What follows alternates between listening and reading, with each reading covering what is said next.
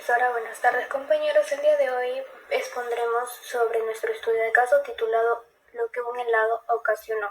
Los datos generales de nuestra paciente, con las iniciales LMCA, nacida el 22 de abril de 1956, actualmente tiene 66 años, es la tercera de 8 hermanos, es de sexo femenino, es de lateralidad diestra y tiene la secundaria incompleta.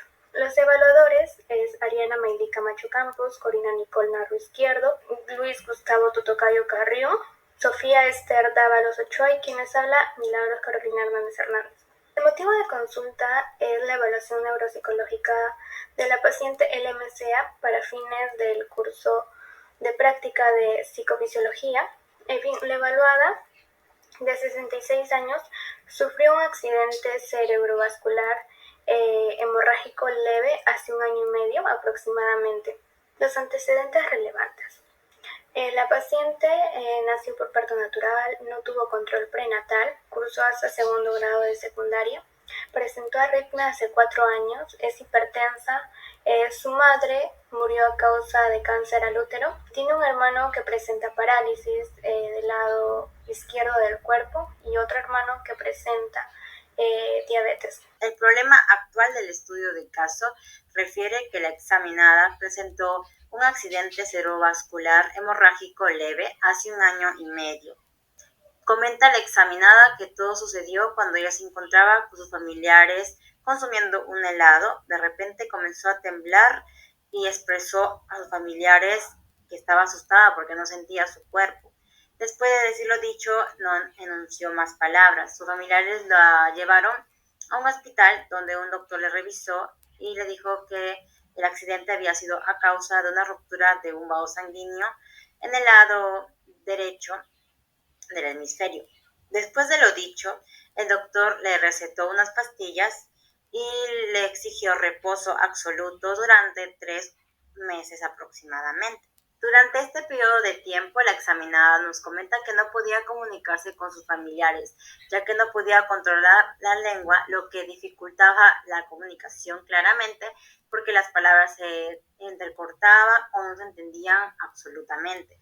Por otro lado, también tuvo adormecimiento en la pierna derecha a causa de la no circulación de la sangre. Por otro lado, refiere que tuvo dolores de cabeza frecuentes. La examinada comenta que no tuvo cambio de sus comportamientos y esta información es revisada y verificada por la hija, que es la informante de este estudio de caso. Por otro lado, nos comenta que tuvo pequeños olvidos, tales como olvidarse las cosas que dejaban dicho lugar dentro de su casa. Como datos cuantitativos, tenemos primero la prueba Stroop de colores y palabras, la cual en sus componentes interferencia, C, P y PC tiene un promedio bajo, lo cual nos quiere decir que la examinada es sensible a la presencia de distractores que se interpongan en su capacidad atencional y de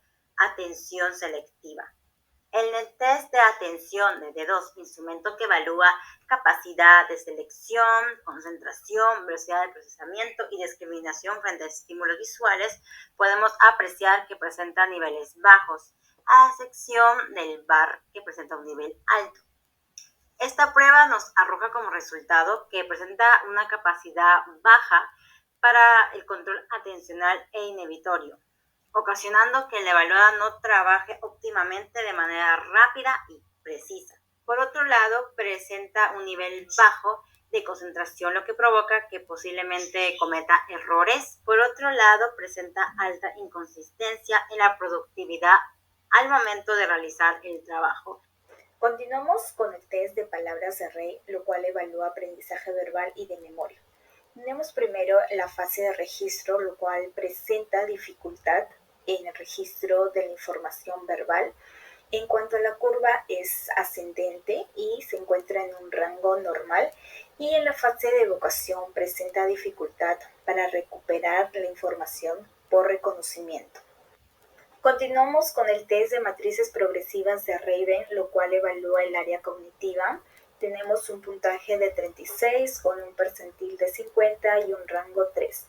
Referente a la categoría, se encuentra en un nivel promedio en la capacidad intelectual. Continuamos con el test de Gnosis y Praxis. Aquí la paciente presenta dificultad para construir y replicar figuras y tampoco logró reconocer sonidos. También presenta dificultad al completar el abecedario con cada número correspondiente a las consonantes. Continuamos con el test de neurosis. Aquí la evaluada presenta un adecuado desarrollo de las funciones cognitivas. Sin embargo, en el proceso visoespacial obtuvo un nivel bajo y en el área de atención y concentración un nivel muy bajo. Continuamos con el test de INECO Frontal Screening. Respecto a las funciones ejecutivas, indica un deterioro moderado y en cuanto a su índice de memoria de trabajo, presenta un nivel bajo, lo cual indica que tiene dificultades para la realización de este proceso. Ahora hablaremos de los resultados cualitativos. Área de atención. En atención selectiva, la evaluada presenta dificultad para elegir determinados estímulos. No centra su atención, como tampoco ignora los estímulos distractores. Su función cognitiva y atención se encuentra en un nivel bajo para realizar deberes que requieren de un proceso de selección y concentración. En atención sostenida, tenemos que la evaluada presenta dificultad para mantener su atención en una determinada actividad por un tiempo prolongado. Área de memoria.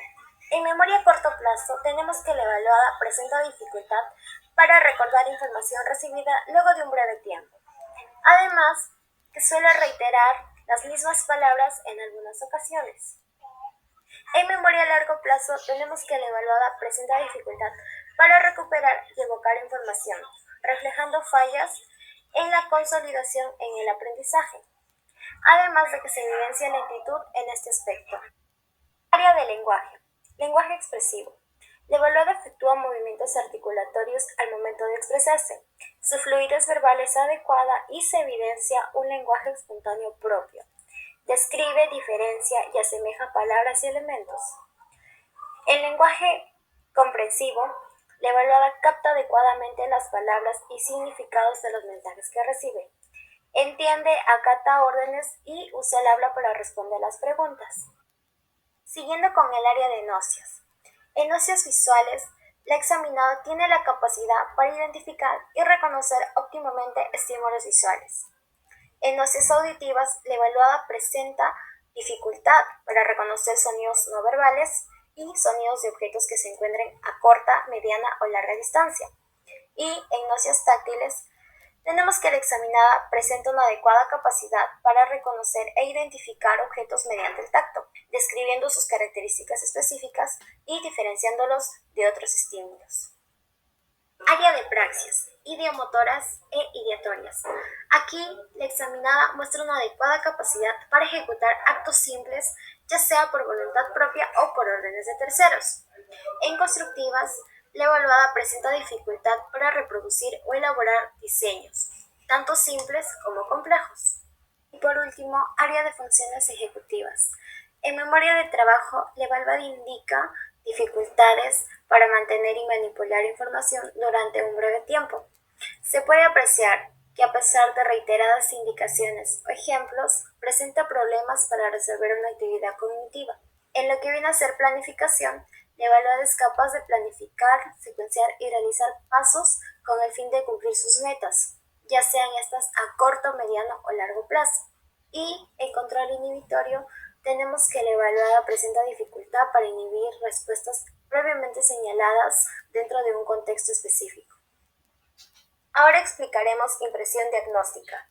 En diagnóstico neurológico sintomático encontramos dolores de cabeza frecuentes, dificultad para hablar, adormecimiento en la pierna izquierda, hormigueo en las piernas, hipertensión, problemas con la circulación de la sangre y olvidos. Ahora hablaremos de diagnóstico neurológico sindromático. Ahí encontramos problemas de memoria, problemas de atención y problemas en las funciones ejecutivas.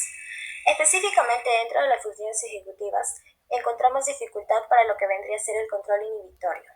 Diagnóstico neurológico etiológico, este vendría a ser el accidente cerebrovascular hemorrágico leve. Y diagnóstico neurológico topográfico, este siendo el área afectada, cuál fue el hemisferio derecho en el lóbulo frontal y temporal.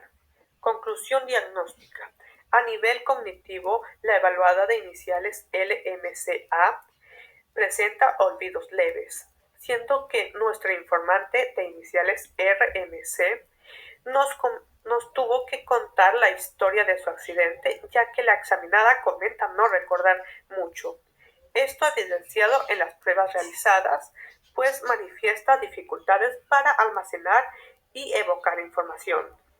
Chong 2020 menciona que la hemorragia intracerebral es un derrame de sangre dentro del cerebro a causa de la presión alta. A su vez, tanto Vela y Odinola 2020 comenta que sus síntomas más recurrentes son el dolor de cabeza, la inestabilidad para caminar, falta de coordinación y dificultades para hablar. Por último, Díaz 2021 fundamenta que la alteración en la función ejecutiva se da por bajo control inhibitorio, ya sea por problemas cognitivos o retener demasiado tiempo la información. Gracias a esto podemos concluir que la evaluada LMCA de 64 años sufrió un accidente cerebrovascular hemorrágico intracerebral leve hace 1 año y medio, localizado en la área frontal como temporal del hemisferio derecho. Esto por causa de la condición de hipertensión, la cual bajó como secuelas dificultades en la memoria a largo plazo, en la atención y en las funciones ejecutivas, especialmente la capacidad inhibitoria. Recomendaciones a trabajar. Como primer punto tenemos ejercicios de concentración, ya sea haciendo crucigramas o practicando el mindfulness para mejorar su atención. Como punto número 2 tenemos hacer listas, leer libros de su interés y ejercicios que impliquen el memorizar imágenes y números. Esto con el fin de mejorar su memoria a corto y largo plazo. Y como tercer y último punto tenemos ejecutar juegos de estimulación cognitiva. Esto dirigido a su edad claramente para que pueda trabajar su capacidad de inhibición.